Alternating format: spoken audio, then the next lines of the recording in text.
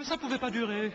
Ça pouvait pas durer. Pas la même langue, pas la même cuisine, pas la même culture. Non, puis d'aller toutes les semaines en Suisse alémanique, moi, ça me fatiguait. Le voyage, le décalage horaire, le visa, les vaccins. Surtout qu'à l'époque, je vivais encore à Paris. Et vous savez qu'à Paris, ils les aiment pas tellement non plus, les Suisses allemands. Non, je dis ça parce qu'il y a 2 ans, j'ai passé 6 mois à Paris. Et tous les soirs, sur la scène des bouffes parisiens, je leur expliquais qui sont les Suisses allemands. Eh ben, je peux vous le dire. Avant le spectacle, ils en avaient jamais entendu parler. Je leur en ai parlé. Eh ben, ils veulent plus en entendre parler. Je donnais au public parisien chaque soir une petite leçon de géographie suisse. Est-ce que vous voulez que je vous la donne? Oui, alors écoutez, pour ça c'est très simple. Il vous suffit simplement d'imaginer pendant quelques instants que vous êtes parisien. D'accord?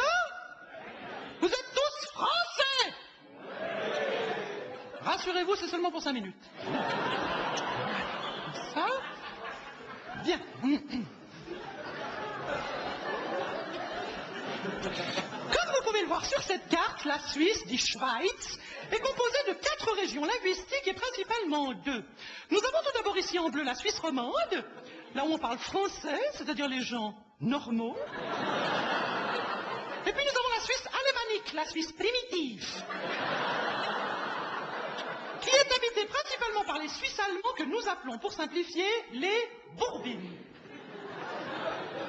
La Suisse romande, donc la Suisse française, possède une frontière au nord avec la France et une au sud avec l'Italie. 2 pays latins qui ont sur nous une excellente influence.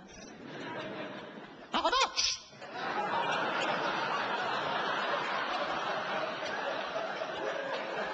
la Suisse alémanique est cernée par le Liechtenstein, qui est une espèce de Monaco où il fait pas beau. L'Autriche, Österreich et l'Allemagne, Deutschland, des pays qui ont eux aussi une influence, pas besoin de vous dire laquelle. Vous ne le savez peut-être pas, mais la Suisse ne fait pas partie de l'Europe, bien qu'elle soit située en plein milieu. Et vous savez pourquoi? Parce qu'à chaque référendum, les Romans votent oui, alors que les Bourbines disent nein. Nein. Alors attention, ce n'est pas de l'allemand. Hein. Non, les Bourbines parlent une langue que personne ne comprend à part eux. Ça s'appelle le suisse allemand. C'est un peu comme de l'allemand, mais craché. Le Schweizerdeutsch. C'est joli, hein, Schweizerdeutsch. En allemand, on dirait Schweizerdeutsch. Non, mais eux, ils disent Schweizerdeutsch. Faut qu'ils salissent tout. Tiens, par exemple, avec un koala, ça devient une koala. Une caméra, c'est une caméra. Ils disent pas quoi, ils disent cra.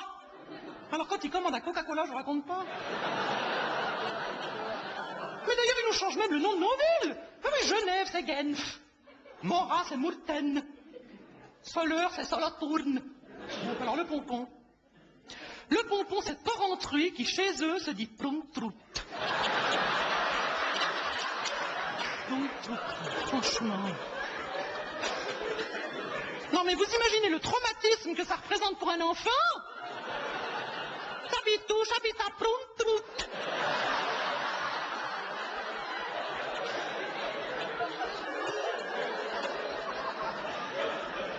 Mais d'ailleurs même les Allemands, quand ils croisent un Bourbine, ils prennent peur. Et pour faire peur à un Allemand, il faut se lever de bonne heure. Tiens, par exemple, en allemand, comment ça va? Ça se dit Wie geht es? Alors que les Bourbines, ils disent Wie geht's? Wie geht's? Et quand vous allez bien, vous ne répondez pas gut. Vous répondez Quet. Wie geht's? Quet. Wie geht's? Quet. Wie geht's? Quet. Et qu'on essaye?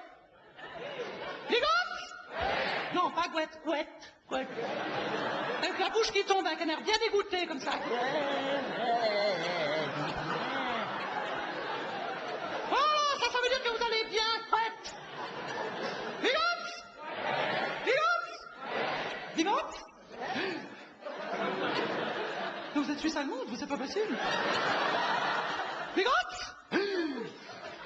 Lecker bist du blöd, du fais die Schnepfe. Ah non, fausse alerte. Non mais c'est bon, on ne sait jamais. Y a-t-il un Suisse allemand dans la salle? Non, parce qu'on demande toujours s'il y a un médecin. Mais jamais personne passe à demander s'il y a un malade. Y a pas de Suisse allemand ce soir? C'est pas possible. Ah où? Ah là! Allô? Bigote? C'est une vraie, c'est une vraie, c'est une vraie. Comment vous appelez-vous?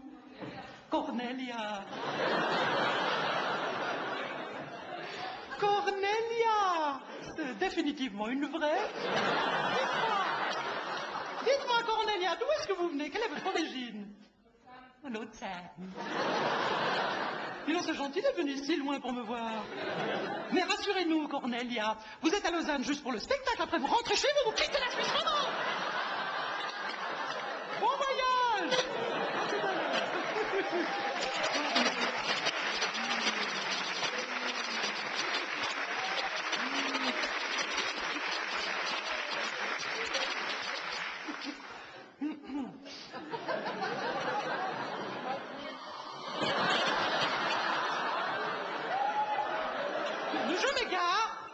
Je m'égare, revenons à ma petite leçon de géographie. La Suisse, qu'on appelle aussi Confédération helvétique, a été fondée en 1291. Hein, Cornelia? 1291.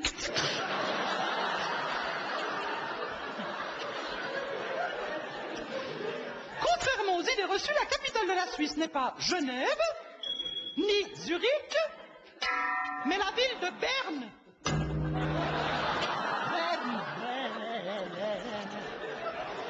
Vous ne connaissez pas la ville de Berne? Comment est-ce que je pourrais vous la décrire? Est-ce que quelqu'un parmi vous est déjà tombé dans le coma?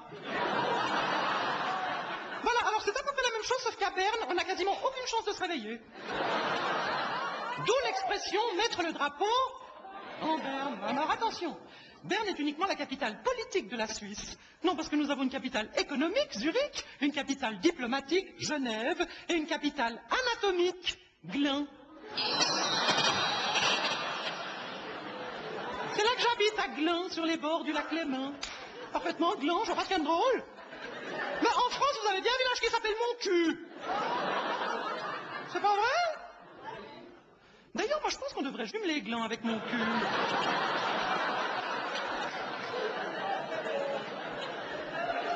Enfin bref, je m'égare. Zurich est la plus grande ville de Suisse, avec plus d'1,5 million d'habitants. Mais ça, c'est seulement si on compte la banlieue. Hein? Atticone, Dietikone, Efretikone, Eurlikone, Pfafikone, Tsolikone.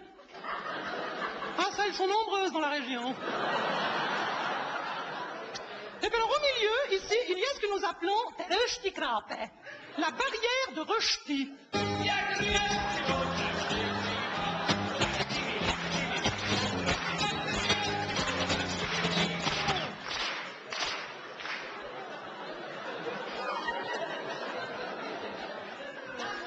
On se rend tout de suite compte que leur musique est à leur image. Hein? Non, mais je plaisante. Mais je les aime beaucoup, les Suisses allemands. Mais d'ailleurs, je suis sûr que vous aussi. Mais bien sûr, puis on va quand même pas se faire la guerre à l'intérieur même de notre pays. Hein? En même temps, ils avaient qu'à pas commencer. Non, parce que les Bourbines aussi, c'est une secte. Une secte qui essaye de s'infiltrer en Suisse romande. Vous avez remarqué, il y en a de plus en plus.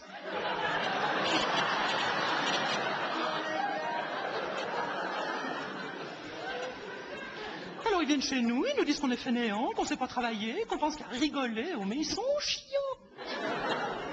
Les Bourbines, c'est les chiantologues. Mais évidemment, nous on passe le samedi, le dimanche, on s'amuse, on sort, on fait la fête. Alors qu'eux passent leur dimanche à pousser, à panosser, à...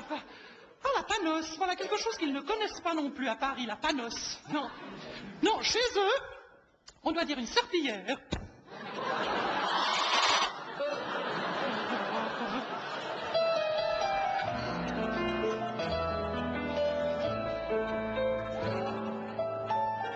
Je parle d'un objet que bien sûr les Français ne peuvent pas connaître.